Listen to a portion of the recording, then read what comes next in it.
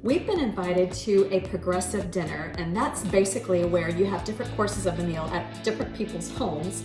And this particular meal is Parisian themed, and I am providing the appetizer. So I thought there was really no better representation of Parisian food than ratatouille. I looked for ratatouille when we were in Paris, and oddly enough, I couldn't find it anywhere until we hit an Irish pub outside of Montmartre, and it was absolutely delicious.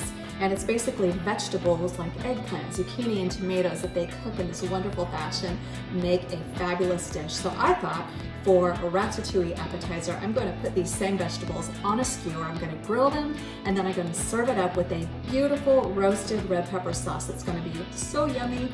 And I know the progressive dinner guests will love my Parisian themed appetizer. So let's get started on these ratatouille skewers with roasted red pepper sauce.